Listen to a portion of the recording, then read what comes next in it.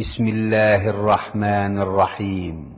পরম করুণাময় ও অসীম দয়ালু আল্লাহর নামে শুরু।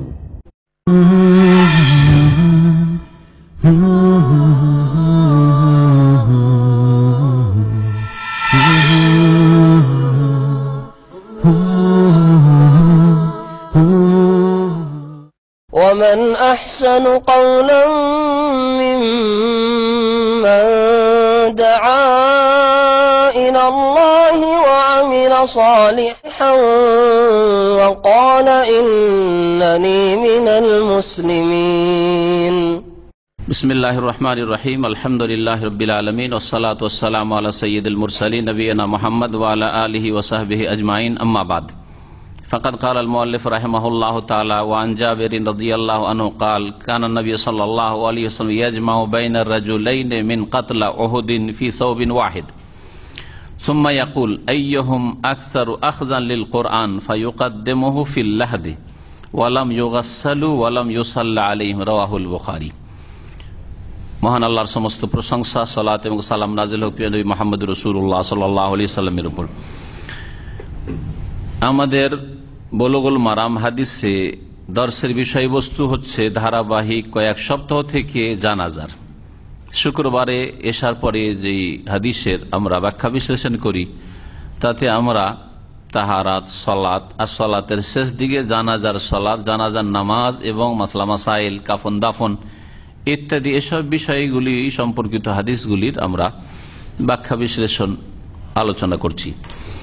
জাবের রাদিয়াল্লাহু তাআলা আনহু থেকে বর্ণিত, তিনি বলছেন যে নবী করিম সাল্লাল্লাহু আলাইহি ওয়াসাল্লাম যখন বেশি বেশি মৃতদের সংখ্যা হতো, মাইয়াতের সংখ্যা যখন বেশি, তখন কি করেছেন, এক কাপড়েই একত্রিত করেছেন এবং এক কবরেই দাফন করেছেন। কারণ নবী সাল্লাল্লাহু আলাইহি ওয়াসাল্লাম ইয়াজমাউ বাইনা রাজুলাইনি মিন কাতলা উহুদিন ফি সাওবিন ওয়াহিদ।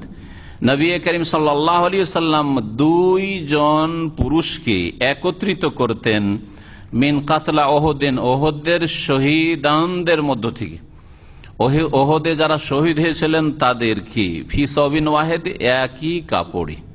সুম্মা ইয়াকুলু, আর তারপরে বলতেন যে এদেরকে যে কবরে নামাবে, দুইজনের কাকে এক কবরে দুইজন করে বা তারও বেশি দাফন করা হচ্ছে, কারণ প্রত্যেকের জন্য পৃথক পৃথক কবর খনন করার মতো শরীরে শক্তি নেই।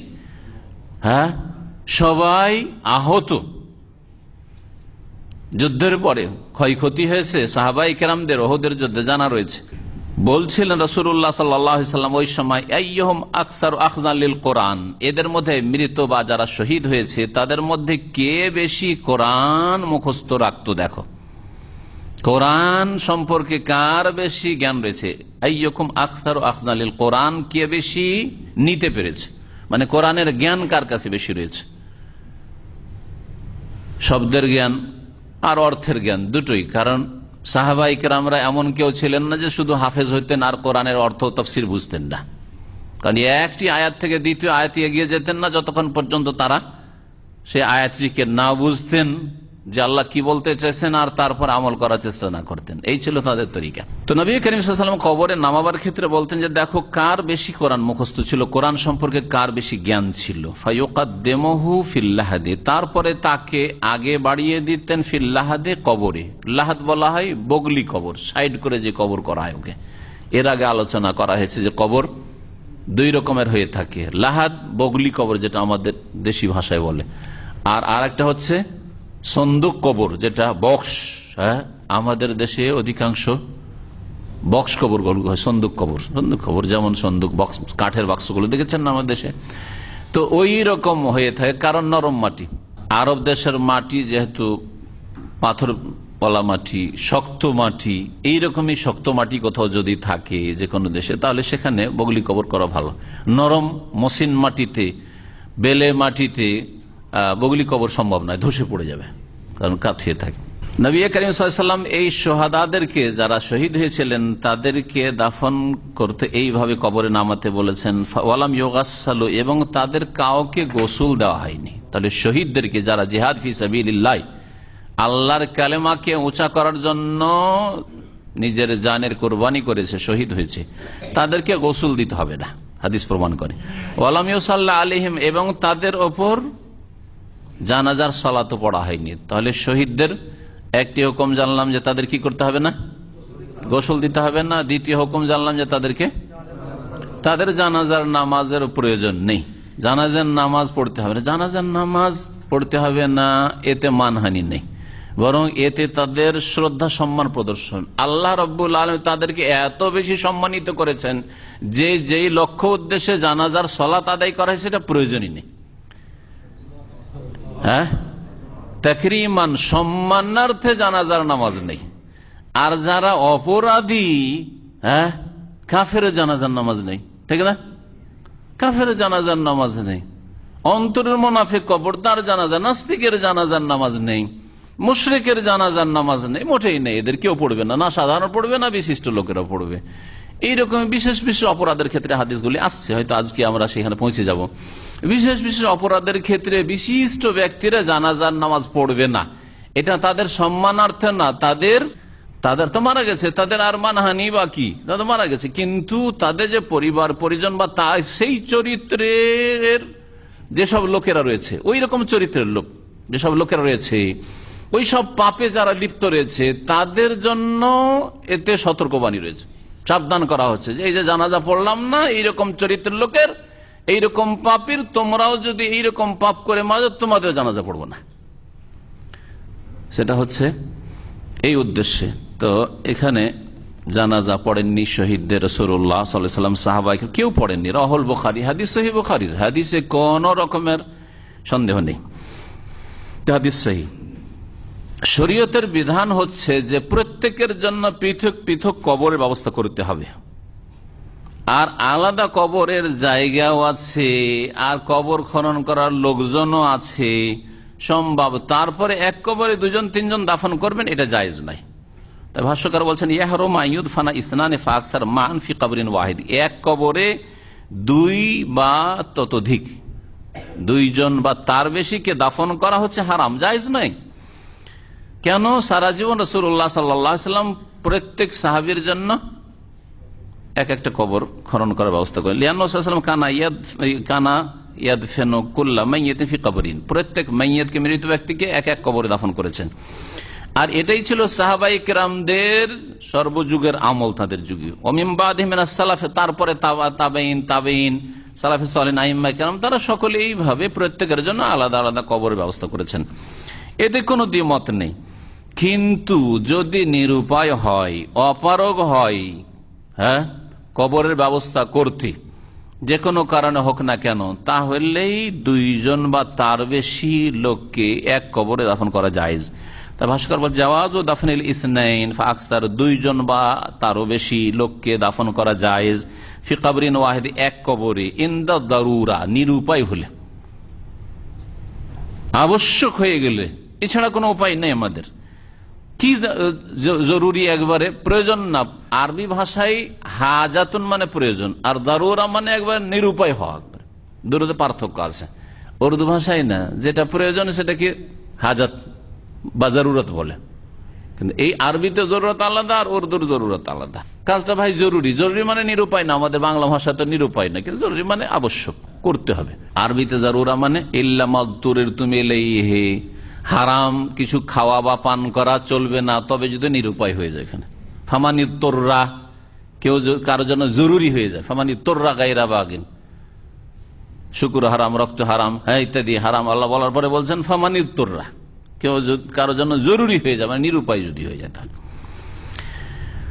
যেমন এর অন্তর্ভুক্ত কাসরাতুল মাউতা, একসাথে অনেক লোক মারা গেছে মহামারীর কারণে। মহামারী যেমন আগে আমাদের দেশে খুব হইতো, হ্যাঁ, কলেরায় গোটা গ্রামে এক এক দিনে 10 জন 20 জন মারা গেছে, 10-20টা কবর খনন করার মতো গ্রামের লোক নেই, হয়তো সবাই অসুস্থ হইতো, অধিকাংশ মানুষ। অথবা গুটি বসন্ত যেমন হইতো, আও কাসরাতু কাতলাফি মারেকা, অথবা জেহাদ বা যুদ্ধ চলছে মুসলিম দেশে, আর অনেক লোক মারা গেছে, এদের দাফন করার মতো আলাদা আলাদা কবর খনন করবে আর সবাইকে নিয়ে দাফন করবে, এরকম লোকজনের ব্যবস্থা নেই। তাহলে এক কবরে কয়েকজনকে দাফন করা যেতে পারে, যদি কষ্টকর হয় প্রত্যেকের জন্য আলাদা আলাদা কবর ব্যবস্থা করা। কারণ আল্লাহ বলছেন ফাত্তাকুল্লাহ মাস্তাতাতুম, সূরা তাগাবুন আয়াত নম্বর 16-তে আল্লাহ ইরশাদ করেছে যথাসাধ্য আল্লাহকে ভয় করো। আমাদের সাধ্যে প্রত্যেকের জন্য কবর খনন করা নেই, সুতরাং একাধিক মানুষকে এক কবরে দাফন করা জায়েজ রয়েছে।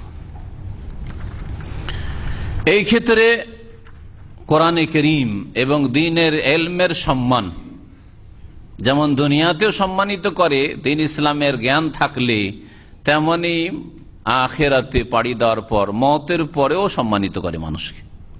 এই হাদিস দ্বারা বোঝা যায় না, বোঝা যায় না? কোরআন বেশি জানা আছে, কোরআন সম্পর্কে বেশি জ্ঞান আছে, কোরআন বেশি মুখস্থ আছে, এই দেখে আগে কবরে রাখতে হবে। এইরকমই দুনিয়ায় বেঁচে থাকা অবস্থায় ইমামতির ক্ষেত্রে নবী করিম সাল্লাল্লাহু আলাইহি ওয়াসাল্লাম বলেছেন, কি বলেছেন? ইমামতি কে করবে? ইয়াউমুল কওম আকরাউহুম লিকিতাবিল্লাহ, জাতির মুসলিমদের ইমামত করবে মসজিদের কে? যে বসি কোরআন। আকরাউহুম মানে বড় কারি নয়, ইসম তাফজিল, এর মানে হচ্ছে যে যেই ব্যক্তি কোরআন বেশি মুখস্থ রেখেছে অর্থসহ। এই জন্য এই অর্থ এই জন্যই করলাম যে নবী করিম সাল্লাল্লাহু আলাইহি ওয়াসাল্লাম এটা বাচনিক হাদিস, আর নবী করিম সাল্লাল্লাহু আলাইহি ওয়াসাল্লাম যখন মসজিদ নববী থেকে অনুপস্থিত থাকছেন তখন ইমামতি করার জন্য আবু বকর আগে যাচ্ছেন, তাই না, বা আগে পাঠাচ্ছেন। তারপরে নবী করিম সাল্লাল্লাহু আলাইহি ওয়াসাল্লাম যখন অসুস্থ হয়ে যাচ্ছেন শেষ সময়ে, কয়েকদিন ধরে নবী সাল্লাল্লাহু আলাইহি ওয়াসাল্লাম জীবদ্দশায় মুরু আবু বকরিন ফালিয়ুসাল্লি বিন-নাস, সহিহ বুখারী হাদিস, সহিহ মুসলিমে প্রায় হাদিসের কিতাবে হাদিসটি রয়েছে। নবী করিম যখন অসুস্থ হয়ে গেলেন তখন বলছেন সাহাবায়ে কেরামদেরকে, আয়েশা রাদিয়াল্লাহু তাআলা আনহা শুনছেন যে আবু বকরকে হুকুম করো, যাও বলো গিয়ে যে ফালিয়ুসাল্লি বিন-নাস, লোকজনকে সে নামাজ পড়িয়ে দিক, আমি আর নামাজ পড়াইতে পারছি না। আবু বকর রাদিয়াল্লাহু তাআলা আনহু বড় হাফেজ ছিলেন কোরআনের, না বড় কারি ছিলেন, না বড় আলেম ছিলেন?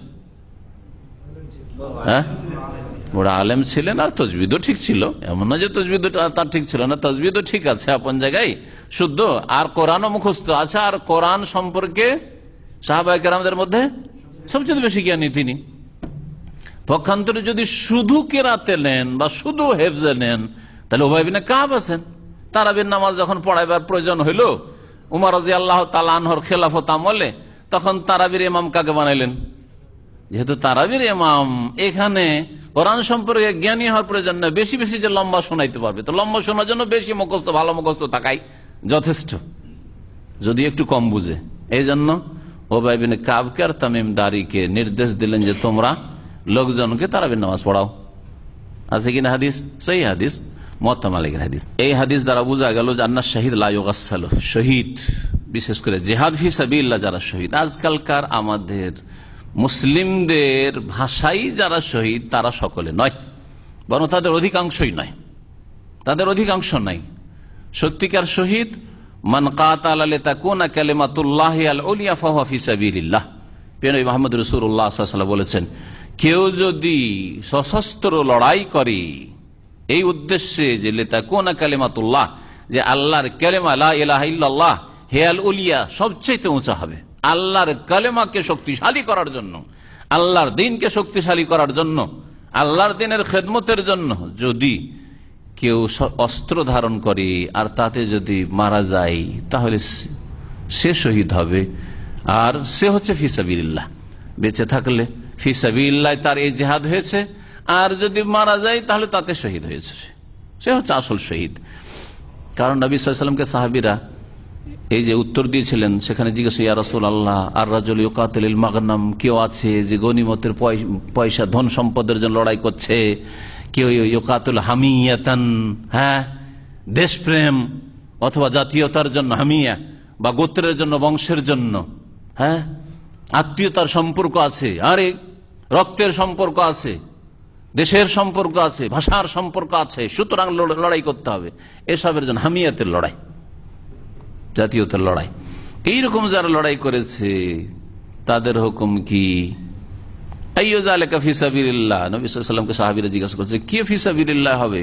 নবী সাল্লাল্লাহু আলাইহি ওয়াসাল্লাম তার উত্তরে বলছেন আল্লাহর কালেমা উঁচা করা যার উদ্দেশ্য সে হচ্ছে ফি সাবিলিল্লাহ। আসল শহীদ হচ্ছে এক নম্বর শহীদ, আর সত্যিকার অর্থে শহীদ, আসল শহীদ, হাকিকি শহীদ হচ্ছে শহীদুল মারেকা, যার জিহাদ ফি সাবিলিল্লাহ আল্লাহর কালেমাকে উঁচা করতে গিয়ে শহীদ হয়েছে, তাদেরকে গোসল দেওয়ার প্রয়োজন নেই।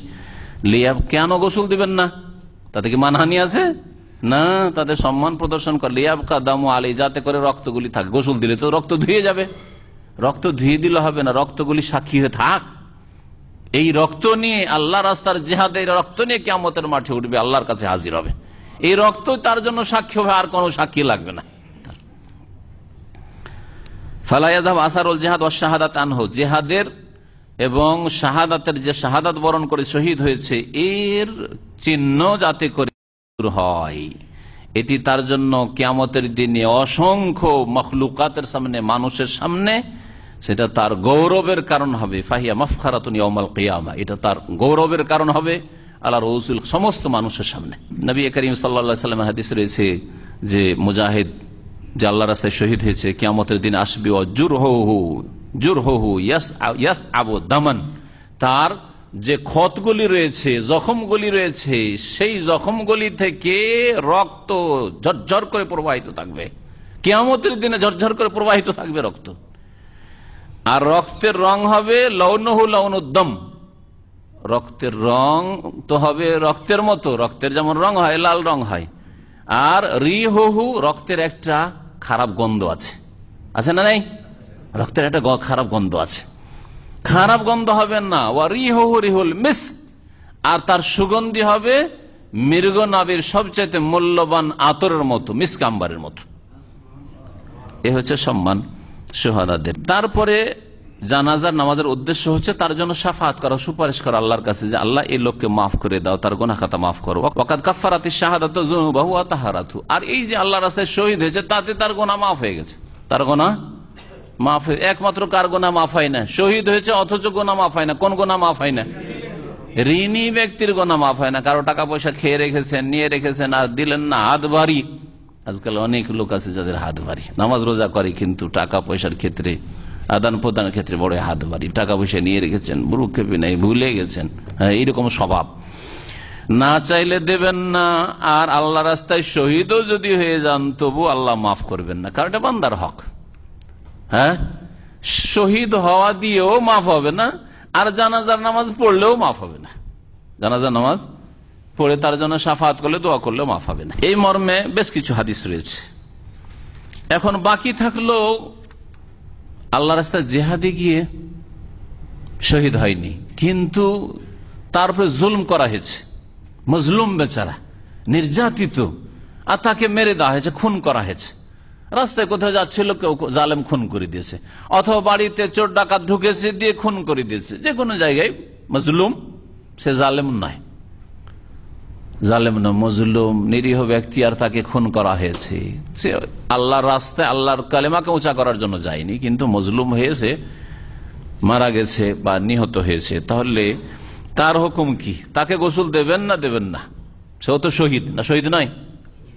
হ্যাঁ, মান কুতিলা দুনা মালিহি ফাহুয়া শাহীদুন, নবী করিম সাল্লাল্লাহু আলাইহি ওয়াসাল্লাম বলছেন, কেউ যদি নিজের ধন সম্পদ রক্ষা করতে গিয়ে মারা যায়, তাকে খুন করা হয়, তাহলে সে শহীদ। অমান কুতিলা দুনা আহলি, নিজের পরিবার, স্ত্রী, ছেলে মেয়েদের হেফাজতের জন্য যদি কেউ মারা যায়, ছেলে মেয়েদের হেফাজত করছিল, আর চোর ডাকাতে সেটাকে খুন করে দিল, দুশ্মন খুন করে দিল, বা রাস্তাঘাটে কোথাও খুন করে দিল কোন জালেম, ফাহুয়া শাহীদ, সে হচ্ছে শহীদ। নবী সাল্লাল্লাহু আলাইহি ওয়াসাল্লাম এগুলোকে শহীদ বলেছেন। এদের গোসল দেওয়া হবে কিনা এই মর্মে ইখতিলাফ রয়েছে, কিন্তু সঠিক মত হচ্ছে যে গোসল দেওয়া যাবে।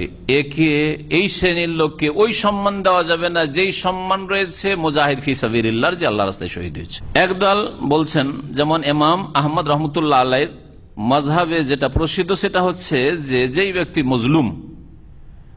মজলুম হয়ে নিহত হয়েছে, লা ইউগাসসালু, তাকে গোসল দেওয়ার প্রয়োজন নেই, ওয়ালা ইউসাল্লা আলাইহি, তার জানাজা পড়া লাগবে না।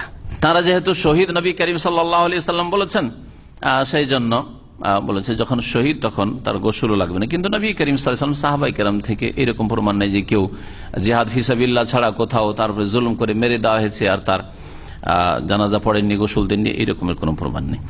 দ্বিতীয় আরেকটি বর্ণনা রয়েছে ইমাম আহমদ থেকে, আর সেটা হচ্ছে ইমাম মালিক আর শাফির মত, মানে অধিকাংশ আইম্মায়ে কেরামদের মত, যে গোসলও দিতে হবে আর জানাজা পড়তে হবে। যদি কারোর উপরে জুলুম করে তাকে মেরে দেওয়া হয়, খুন করা হয়, তাহলে তার জানাজাও পড়া যাবে আর গোসলও দিতে হবে, কারণ সেই মর্যাদায় পৌঁছেনি যেই মর্যাদা মুজাহিদ ফি সাবিলিল্লাহ রয়েছে।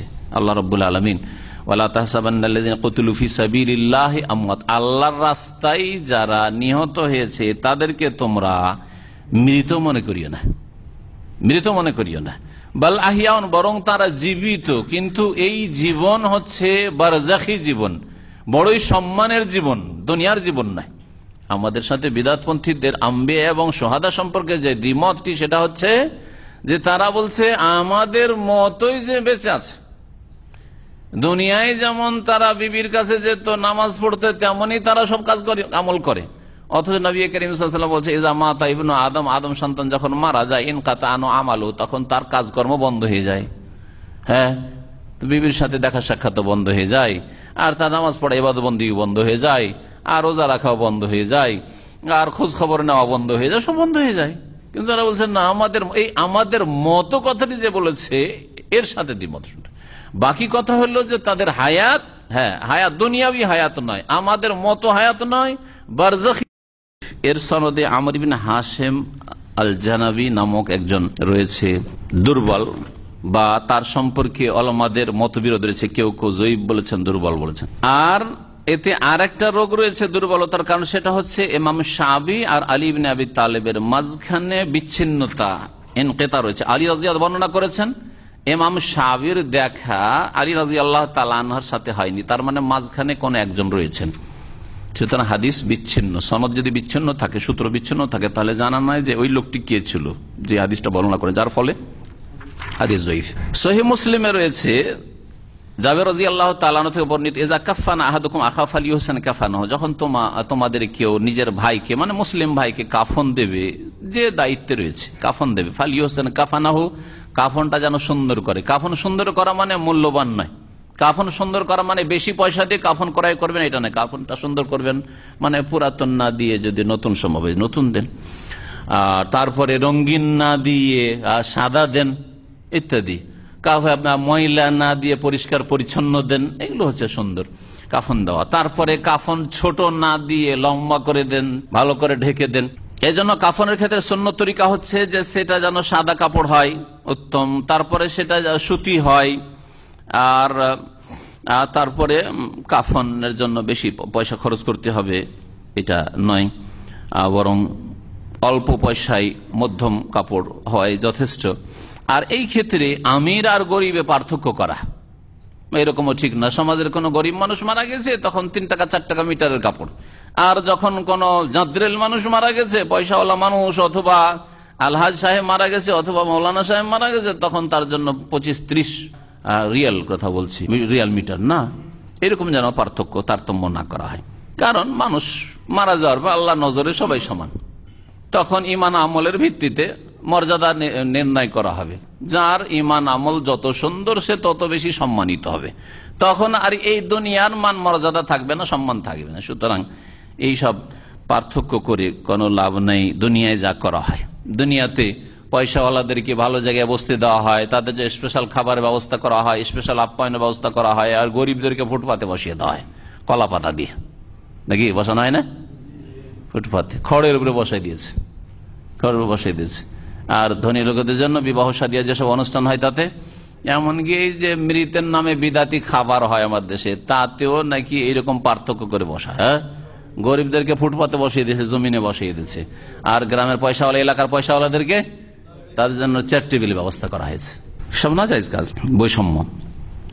তারপরে হাদিস আয়েশা রাদিয়াল্লাহু তাআলা আনহা থেকে বর্ণিত, তিনি বলছেন যে আন্নান নবী সাল্লাল্লাহু আলাইহি ওয়াসাল্লাম কাল, আল্লাহ নবী করিম সাল্লাল্লাহু আলাইহি ওয়াসাল্লাম আয়েশা রাদিয়াল্লাহু তাআলা আনহাকে, তার ছোট স্ত্রীকে বলেছিলেন, লাউ মিত্তি ক্বাবলি লাগাসালতুকি, তুমি যদি আমার পূর্বে মারা যাও তাহলে তোমাকে আমি গোসল দেব। কে বলছেন? রাসূলুল্লাহ সাল্লাল্লাহু আলাইহি ওয়াসাল্লাম, যে আয়েশা তুমি যদি আগে মারা যাও তাহলে তোমাকে আমি গোসল দেব। আল হাদিস রাওয়াহু আহমদ ইবনে মাজাহ ওয়া সাহিহ ইবনে হিব্বান। হাদিস হচ্ছে সহিহ। এখন যদি কোনো স্ত্রীকে বলা যায় যে তুমি যদি আমার আগে মারা যাও তো তোমাকে গোসল দেব, তাহলে রাগ করবে না? করবে না? তুমি বাঁচতে চাও বেশি, তাই না?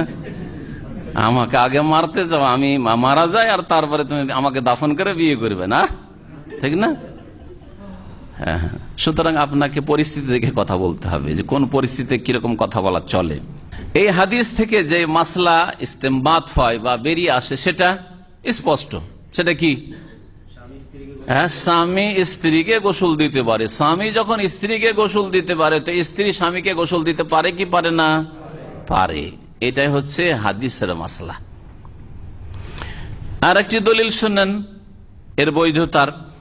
ওয়ান আসমা বিনতে উমাইস রাদিয়াল্লাহু আনহা আন্না ফাতিমাতা আওসাত আন ইউগাসসিলাহা আলীয়ুন রাদিয়াল্লাহু রাহু দারাকুতনি। আসমা বিনতে উমাইস রাদিয়াল্লাহু তাআলা আনহা থেকে বর্ণিত। আগের হাদিসটি ছিল মুসনাদ আহমদের, ইবনে মাজার এবং হাদিস সহিহ। আর এই হাদিসটি আসমা বিনতে উমাইস রাদিয়াল্লাহু তাআলা আনহা থেকে বর্ণিত। তিনি বলছেন যে ফাতেমা রাদিয়াল্লাহু তাআলা আনহা নবী করিম সাল্লাল্লাহু আলাইহি সাল্লামের মেয়ে ওসিয়ত করেছিলেন। নবী সাল্লাল্লাহু ছোট কন্যা ফাতেমাতুজ জাহরা রাদিয়াল্লাহু তাআলা আনহা, তিনি ওসিয়ত করেছেন। ওসিয়ত কাকে বলা হয়? নসিহত মানে কি? নসিহা, দ্বীনুন নসিহা, নসিহত। আমাকে একটু নসিহত করুন বলেন আমাদের দেশের লোকেরা। আরবি শব্দ থেকে এসছে, আরবি উর্দু তারপরে বাংলায় নসিহত করা। নসিহত মানে যে কোনো সময়ের উপদেশ আর যে কোনো উপদেশ, দিন দুনিয়ার যে কোনো উপদেশ। আমি যখন বিদেশে আসি তখন আমার আব্বা আম্মা একটা সুন্দর নসিহত করেছিলেন, ঠিক আছে না? জি। কিন্তু ওসিয়ত শব্দটি মৃত্যুর পূর্ব মুহূর্তের সাথে সম্পৃক্ত। এন্তেকালের পূর্বে যদি যেই ব্যক্তি মারা যাবে হয়তো সেই ব্যক্তি কোনো উপদেশ দিয়ে থাকেন, দিন দুনিয়ার যে কোনো উপদেশ বা কোনো আদেশ নিষেধ করে গিয়ে থাকেন, সেটা হচ্ছে ওসিয়ত। সেটা হচ্ছে ওসিয়ত। আমার এন্তেকালের পরে অমুককে বলি আমার জানাজাটা যেন পড়ে। আমার এন্তেকাল পর নিষেধের ক্ষেত্রে হইতে পারে ওসিয়ত। আমার এন্তেকালের পরে ওই যে বেনামাজি আমার ছেলে আছে না, ও যেন আমার জানাজা না পড়ে। ওই যে শিরক করে, কুফরি করে না, শিরক বিদাত করে, কবর মাজারে যায়, ও যেন আমার জানাজায় হাজির নয়, আমার ছেলে হইল। ওসিয়ত যদি এরকম করে গিয়ে থাকে আর সেটা বৈধ হয় শরীয়তে, তাহলে তার বাস্তবায়ন করতে হবে। ওসিয়তের বড় গুরুত্ব রয়েছে। আমার জমি জায়গা থেকে মসজিদে মাদ্রাসায় দিয়ে দিও, এতটা দিয়ে দিও আমার ইন্তেকালের পরে, তারপরে তোমরা ভাগ বন্টন করি, ওসিয়ত। তো মৃত্যুর পূর্বে যেসব উপদেশ দেওয়া হয় বা যেসব আদেশ নিষেধ করা হয় সেগুলোকে ওসিয়ত বলে। ফাতেমা রাদিয়াল্লাহু তাআলা ওসিয়ত করেছিলেন যে তাকে যেন তার স্বামী আলী রাদিয়াল্লাহু তাআলা আনহু গোসল দেন, আই ইউগাসসিলাহা আলীয়ুন, আলী যেন গোসল দেন। আলী কে ছিলেন? নবী করিম সাল্লাল্লাহু আলাইহি সাল্লামের চাচাতো ভাই, জামাই, ফাতেমার স্বামী, ঠিক না? রাদিয়াল্লাহু আনহু স্বামীর ক্ষেত্রে ওসিয়ত করেছিলেন আমার স্বামী যেন আমাকে গোসল দেয়। হাদিসটি ইমাম দারাকুতনি রাহমাতুল্লাহ আলাইহি বর্ণনা করেছেন। হাদিসটি হচ্ছে হাসান। হাদিস হচ্ছে হাসান। তাহলে স্বামী স্ত্রী ছাড়া স্বামী স্ত্রীকে, স্ত্রী স্বামীকে, এর বৈধতা আমরা পেলাম দুটি হাদিসের ভিত্তিতে। আর একটি দলিল শুনিয়ে দিই যা শাইখ ইবনে বাজ রাহমাতুল্লাহ আলাইহি তারা দুরুসুল মুহিম্মা, গুরুত্বপূর্ণ শিক্ষা, ওতে উল্লেখ করেছেন বা তার ভাষ্যকার, ওই কিতাবের ভাষ্যকাররা উল্লেখ করেছেন। সেটা হচ্ছে আবু বকর রাদিয়াল্লাহু তাআলা আনহু। আবু বকর রাদিয়াল্লাহু তাআলা আনহুর যখন ইন্তেকাল হয়ে যায় তখন তার স্ত্রী আবু বকরকে গোসল দিয়েছিলেন।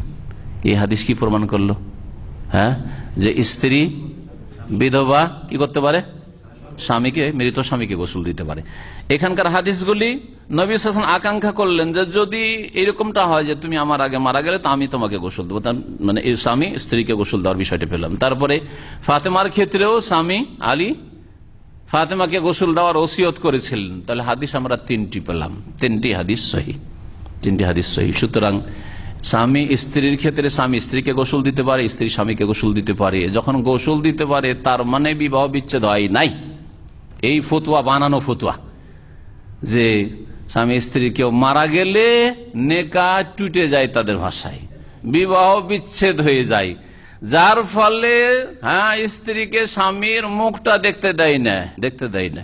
আমাকে কয়েকদিন আগেই শোনানো হচ্ছিল যে মক্কায় এক ফ্যামিলি আছে পরিচিত আমাদের, তো সেখান থেকে জানতে পারলাম যে সুবহানাল্লাহ, বলছে যে চিটাগাঙ্গের ঘটনা, বলছে স্বামী মারা গেছে তখন ওই স্বামীর বাবা আর বেঁচে আছে, বৌমাকে এক ঘরে বন্ধ করে রেখেছে, লক করে বেঁধে রেখেছে। আমাকে তো বললো বেঁধে রেখেছে, তো রশিদে বেঁধে রেখেছে নাকি লক করে রেখেছে আল্লাহু আলম, কিন্তু বেঁধে রেখেছে এই ভাষা বললো, বেঁধে রেখেছে। আর ওই মহিলা চিৎকার করছে যে এক নজর আমাকে দেখতে দাও, এক নজর আমার স্বামীকে একবার দেখতে দাও, তোমার দাফন করো একবার আমাকে দেখতে দাও। দেখতে দেবে না, আর বাইরে খোলা ছাড়লে ও দেখে নিবে, সেই জন্য ঘরের ভিতরে বন্ধ করে বেঁধে রেখেছে। চিন্তা করেন কোথায় হাদিস রাসূলুল্লাহ সাল্লাল্লাহু আলাইহি ওয়াসাল্লামের সাহাবায়ে কেরামদের আমল, আর কোথায় মূর্খদের আমল। দেখেন জালেমদের আচরণ ধর্মের নামে। এগুলো ধর্মীয় উৎপীড়ন না, ধর্মীয় জুলম অত্যাচার না? এইরকম ধর্মীয় জুলম অত্যাচারের বিরুদ্ধে বিদ্রোহ হয় মানুষের। আসলে এইরকম ভ্রান্ত ধর্ম প্রচার করলে তখন বিদ্রোহ ঘোষণা করে মানুষ ধর্মের বিরুদ্ধে। আর এটাই হয়েছে খ্রিস্টান ধর্মের ক্ষেত্রে, এটাই হয়েছে।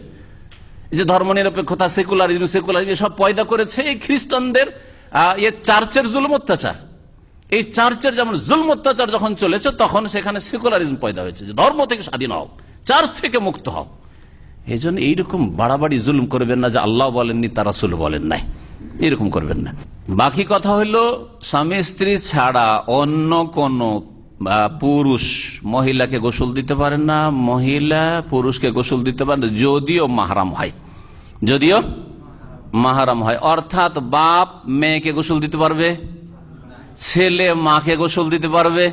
পারবে না। হ্যাঁ, তবে যদি নাবালক ছেলে মেয়ে হয়, নাবালক ছেলে মেয়ে হয়, নাবালক সেটাও 10 বছরের নিচে, কিন্তু কারণ 10 বছর হইলে যদিও সাবালক ছেলেরা হয় না, কিন্তু তখন শরীয়তে নামাজ চাপ দিয়ে পড়াবার হুকুম রয়েছে, বিছানা পৃথক করে দেওয়ার হুকুম রয়েছে। সুতরাং তখন লজ্জাস্থান আবৃত করা আবশ্যক, যদিও সাবালক হয়নি। একটা ছেলে হয়তো 15 বছর সাবালক হবে, স্বপ্নদোষ হইলে বা গজালে, দাড়ি গজালে 15 বছর গজাবে হয়তো, হ্যাঁ, বা নাভির নিচে লোম গজালে 14-15 বছর গজাবে, তখন সাবালক শরীয়তের বিধানে। কিন্তু 10 বছরের নিচের বাচ্চারা, এরাকে বলবো নাবালক।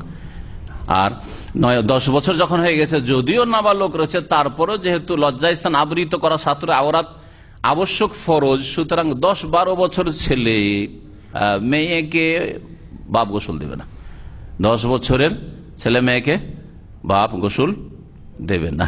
বলছেন ভাষ্যকার, ইহরাম আলা রাজুলি আন ইউগাসসিল আল মারআ, এই জন্য পুরুষের ওপর মহিলাদের গোসল দেওয়া হারাম। ওয়া ইহরাম আলাল মারআত, এইরকম মহিলার জন্য হারাম আন তাগসিল, কোন পুরুষকে গোসল দেওয়া। আলাউ কানা রাজুলু মাহরামান লিল মারআতি, যদিও সেই পুরুষ মহিলার জন্য মাহরাম হয়, নিজের মেয়ে, হ্যাঁ, নিজের মা, নিজের খালা, তারপরে গোসল দেবে না। ফালা ইয়াজুজু আন ইউগাসসিলা রাজুলু উম্মাহু ইবনাতাহু, সুতরাং কোন পুরুষের জায়েজ নয় যে নিজের মাকে গোসল দিবে, মেয়েকে গোসল দিবে, বোনকে গোসল দিবে, ইত্যাদি ইত্যাদি।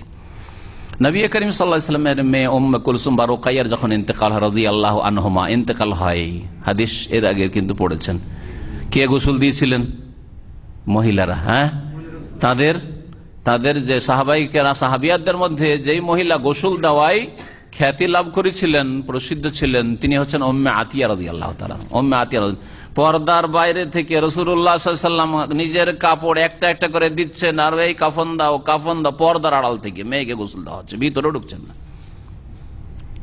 বোঝা গেল মাহরাম হইল গোসল দেবে না পুরুষ মহিলাকে। তবে স্বামী স্ত্রীর বিষয়টি ভিন্ন, যা আর বৈধতা সম্পর্কে 3টি হাদিস আপনাদের সামনে শুনে নেন। এই হাদিসগুলি প্রমাণ করে সম্পর্কে ভাষ্যকার বলছে, ইয়াদুল্লাহ আলা আলি যাওজি আন ইউগাসসিলা যাওজাতাহু, স্বামীর জন্য স্ত্রীকে গোসল দেওয়া জায়েজ রয়েছে। ওয়াকাদ হাকাহুল ইমাম আহমদ ইবনুল মুনজির ওয়াজির ইজমান, এর উপর ইমাম আহমদ ইবনুল মুনজির আর অন্যান্য অনেক আইমারা এরকম রয়েছেন যারা ইজমা, ঐক্যমত বর্ণনা করেছেন।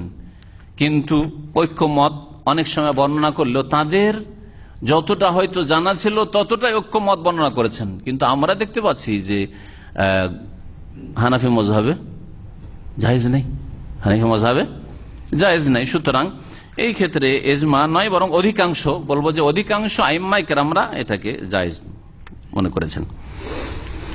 বলছেন আম্মা গাসলুর রাজুলি যাওজাতাহু, পুরুষের স্ত্রীকে গোসল দেওয়া, ফাহুয়া মাযহাবুল আইম্মা সালাসা, 3 ইমামের মযহাব। আর অধিকাংশ জমহুরুল উলামা, অধিকাংশ উলামারা বলছেন, ওয়া খালাফা আবু হানিফা, ইমাম আবু হানিফা রাহমাতুল্লাহ আলাইহি এর বিরোধিতা করেছেন। ফালাম ইউজিজ লিজাওজি আন ইউগাসসিলা যাওজাহু, কোন পুরুষের জন্য নিজ স্ত্রীকে গোসল দেওয়া আবু হানিফা রাহমাতুল্লাহ জায়েজ মনে করেন না। আর তাদের দলিল বলছেন হুজ্জাত, তাদের দলিল হচ্ছে আন্না আলাকাতান নিকাহ ইনকাতাত বিল ওয়াফাতি, যে বিবাহ বন্ধন ছিল সেটা মৃত্যুর সাথে সাথে কি হয়ে গেছে, বিচ্ছেদ হয়ে গেছে, বিবাহ বন্ধন নষ্ট হয়ে গেছে, খুলে গেছে। সেই জন্য গোসল দিতে পারবে না। কিন্তু এই যুক্তি হাদিসের সামনে পেশ করা উচিত হবে না। আল্লাহ রাব্বুল আলামিন যাদের অন্তরকে সাফ রেখেছেন তারা রাসূলুল্লাহ সাল্লাল্লাহু আলাইহি ওয়াসাল্লামের সাহাবায়ে কেরামদের হাদিস আসার মেনে চলবে। এখানে আজকের আলোচনা শেষ করছি। আল্লাহ রাব্বুল আলামিন যেন আমাদেরকে যা বললাম যা শুনলাম তাতে থেকে উপকৃত হওয়ার তৌফিক দান করেন। আল্লাহ রাব্বুল আলামিন আমাদের ভুল ভ্রান্তি যেন মাফ করে দেন, নেক আমলের তৌফিক দান করেন। আল্লাহ রাব্বুল আলামিন আমাদের দুনিয়া আর দিনের কল্যাণ যেন দান করেন। আল্লাহ আমাদের হালাল রিজিকে বরকত যেন দান করেন। আল্লাহ রাব্বুল আমাদের বালা মুসিবত যেন দূর করেন। মুসলিমদেরকে আল্লাহ রাব্বুল আলামিন এক হওয়ার তৌফিক যেন দান করেন। মুসলিম আহলে সুন্নাত ওয়াল জামাতের আল্লাহ যেন বিশেষ সাহায্য করেন, মদদ নাজিল করেন। আল্লাহ রাব্বুল আলামিন রাফেজি জালেমদের কবল থেকে, আল্লাহ তাদের ষড়যন্ত্র থেকে আল্লাহ রাব্বুল আলামিন আহলে সুন্নাত ওয়াল জামাতের মুসলিমদের যেন হেফাজত করেন। আল্লাহ রাব্বুল আলামিন যেন আমাদের দুনিয়াতেও সম্মান দান করেন, আর আল্লাহ রাব্বুল আলামিন যেন আখিরাতেও সম্মানিত করেন। জান্নাতুল ফিরদৌস আমাদের নসিব করেন। সুবহান রাব্বিকা রাব্বিল ইজ্জাতি আম্মা ইয়াসিফুন ওয়া সালামুন আলাল মুরসালিন আলহামদুলিল্লাহি রাব্বিল আলামিন। কাফনের কাপড় ধুইতে হবে নাকি একবার জিজ্ঞাসা? না, কাফনের কাপড় ধোয়ার কোনো প্রয়োজন নেই। কাফনের কাপড় জমজম দিয়ে ধুয়ে নিয়ে যায়, এই বিদাতি কাজ এসব। আচ্ছা, আবু জাহাল আবু লাহাবের যুগে জমজম কূপ ছিল না? ছিল না? ছিল না? ছিল না? ছিল না? আচ্ছা, তারা জমজম কূপ থেকে পানি খেয়েছে না খায়নি? খেয়েছে। কাফের মুশরিক ছিল তখন, যখন নবী সাল্লাল্লাহু আলাইহি সাল্লামের নবুয়তের পূর্বে তারা জমজম দিয়ে পানি খায়নি? হ্যাঁ, তারপরে মক্কা বিজয় পর্যন্ত তাদের নেতৃত্ব থেকেছে মক্কায়, তো জমজমের পানি তারা খায়নি? জমজমের পানি খেয়ে তাদের কিছু দুনিয়া দিনের উন্নতি হয়েছে, আল্লাহর কাছে সম্মানিত হয়েছে, না ঈমান নসিব হয়েছে, না জান্নাত নসিব হয়েছে? বোঝা গেল যে এইসব বিদাতি কাজে জমজম দিয়ে কাফনকে ধুয়ে নিয়ে যাবে, বা হেরামের কাপড়কে নিয়ে যা যত্ন করে রাখবে যে এইটাতে হজ করেছে, উমরা করেছে, আর এইটাতে কাফন নেবে, সব বিদাতি কাজ। মাইয়াতকে গোসল দেওয়ার সময় পেট টিপে মলমূত্র বের করা, এগুলি কিছু ওলামাদের ফতোয়া রয়েছে, কিন্তু এইরকম আমরা কোনো দলিল পাই না। যদি নরমালি কিছু বেরিয়ে আসে তাহলে সে ধুয়ে দেবেন 3 বার কমপক্ষে। নবী যেমন বলেছেন 3 বার, ইগসিলনাহা সালাসান, 3 বার না হয় খামসান, 5 বার, আও আকসারা মিন যালিকা ইন রাআইতুন নাযালিক, যদি প্রয়োজন হয় তাহলে 7 বার বা 9 বার 10 বার পর্যন্ত ধন, কোনো অসুবিধা, যতক্ষণ পর্যন্ত পরিষ্কার হচ্ছে না। কিন্তু টিপে টিপে বের করতে হবে, নখ কাটতে হবে, মজবরে হাতে কেটে নিতে হবে, এইসব কিছু ফুকাহাদের মত, শুধু ব্যক্তিগত তাদের, কিন্তু এসবের পিছনে কোনো দলিল নেই। হানজালা রাদিয়াল্লাহু তাআলা আনহাকে শহীদ অবস্থায় গোসল দেওয়া হয়েছিল। কে গোসল দিয়েছিল? ফেরেশতারা। কেননা প্রথম ওই রাতে বিয়ে করে স্বামী স্ত্রী দেখা হয়েছে, আর হঠাৎ করে আওয়াজ পৌঁছেছে রাসূলুল্লাহ সাল্লাল্লাহু আলাইহি ওয়াসাল্লামের জিহাদের ঘোষণা হয়েছে, বেরিয়ে পড়ো। সাথে সাথে গোসল করার সময় পায়নি, জিহাদের ময়দানে নেমে এসেছে, আর শহীদ হয়েছেন। তো তার স্ত্রী কান্না করছিলেন, যেমন রিওয়ায়াত রয়েছে, যে কি যে হলো, কি অবস্থায় আমার স্বামী শহীদ হলো। তো নবী করিম সাল্লাল্লাহু আলাইহি ওয়াসাল্লাম জানতে পেরে বললেন যে তুমি জানো যে হানজালাকে ফেরেশতারা গোসল দিয়েছে, আর তার উপাধি এজন্য লাকাব বলা হয়তো গাসিলুল মালাইকা, ফেরেশতাদের দ্বারা যাকে গোসল দেওয়া হয়েছে সেই ব্যক্তি। বাকি কথা হলো যে আপনাকে আমাকে গোসল দিতে, ফুকাহারা ওই বিষয়টি আলোচনা করেছেন। কেউ যদি জুনবি অবস্থায়, ফরজ গোসল অবস্থায় জিহাদের ময়দানে চলে যাওয়ার শহীদ হয়ে যায়, তারপরও তার গোসল দেওয়ার কোনো প্রয়োজন নেই। জি হ্যাঁ, গোসল দেওয়ার কোনো প্রয়োজন নেই, যদিও এইসব বিষয় হয়তো ইখতিলাফ থাকতে পারে, কিন্তু কথা হচ্ছে যে এটাই ঠিক, কারণ এরকম কোনো প্রমাণ নেই যে নবী সাল্লাল্লাহু আলাইহি ওয়াসাল্লাম তদন্ত করেছেন যে কে গোসল অবস্থায় আছে, পাক আছে, আর কে না পাক হয়ে এসছে, খোঁজ খবর নিয়ে তারপরে গোসল, এরকম কিছু করেন নাই। সুতরাং এর প্রয়োজন নেই। আমরা অন্ধ অনুকরণ কারো করবো না, কিন্তু দোয়া দিতে তো বকিলি করবো না, অসুবিধা কি? সবাইকে দোয়া দেবেন। জি, বাহ টুটে যা। ইমাম আবু হানিফার মাযহাবে মুশকিল হয় সেই যুগে হাদিসের চর্চা আর হাদিসগুলি কিতাবের আকারে সংকলন না হয়, তাদের কিয়াস আর যুক্তির আশ্রয় খুব বেশি নিতে হয়েছে, যার ফলে তাদের যুক্তি যে যদি বিবাহ না টুটে গেল তাহলে আবার ইদ্যতের পর অন্য জায়গায় অন্য স্বামীর কাছে যাবে, বিয়ে করবে, কেমনে, এসব যুক্তি শুধু কিয়াস হাদিসের সামনে পেশ করা যাবে না। এসবের উত্তর এর আগে আলোচনা করেছি। চাচাকে আব্বা ডাকে, বড় চাচাকে বা ছোট, আমাদের দেশে ছোট বাবু বলে, ছোট আব্বা, মেজো আব্বা, সেজো আব্বা, সব বলে। এটা না বলাই উচিত, এটা না বলাই উচিত। হারাম বলছি না, কারণ শ্রদ্ধার জন্য বড়দেরকে আব্বা বলা যায়, আদরের জন্য ছোটদেরকে ছেলে বলা যায়। ইয়া বোনাইয়া, হে ছেলে, অথচ আপনার ছেলে নয়, আদর করে বলা জায়েজ, এর আওতাতে জায়েজ করা যেতে পারে, কিন্তু কথা হচ্ছে যে না বলা এটা শ্রেয়। এই জন্য বড় আব্বা, ছোট আব্বা, মেজো আব্বা এইসব না বলে আপনি, আর বড় মা, ছোট মা, আবার ওই চাচিগুলোকে বড় মা, ছোট মা, মেজো মা, সেজো মা এইসব না করে আপনি চাচিকে চাচি বলবেন, চাচাকে চাচা বলবেন, এটাই ঠিক। আখতার নাম রাখা যাবে কিনা? আখতার ত দিয়ে তো খুব ভালো অর্থ হয় না। আখতার খাতার, খাতরা থেকে, খাতার মানে হচ্ছে রিস্ক, বিপজ্জনক, তাহলে আখতার ত দিয়ে হয় না। আমাদের দেশে যে আখতার নাম রাখা হয়, তা দিয়ে রাখা হয়, তারও অর্থ খুব একটা ভালো ডিকশনারিতে আরবিতে নয়, কিন্তু এই নামটি ফার্সি থেকে, উর্দু থেকে এসছে। অমুক আখতার, জামাল আখতার, অমুক আখতার, মোহাম্মদ আখতার। আখতার আমি খুব একটা পছন্দ করি না, তবে নাজায়েজ মনে করি না, রাখা যেতে পারে হয়তো আখতার, কিন্তু না রাখাই ভালো। অর্থ তা দিয়ে করলেও আলিফ খা তা রা, তারপরে কোনো অর্থ একটা ভালো খুব বেরো হয় না। ফিরোজ নাম রাখা ঠিক নয়, কারণ ফিরোজ খবিস আবু লুলু হচ্ছে ওমর রাদিয়াল্লাহু তাআলা আনহুকে খুনকারী, মজুসি।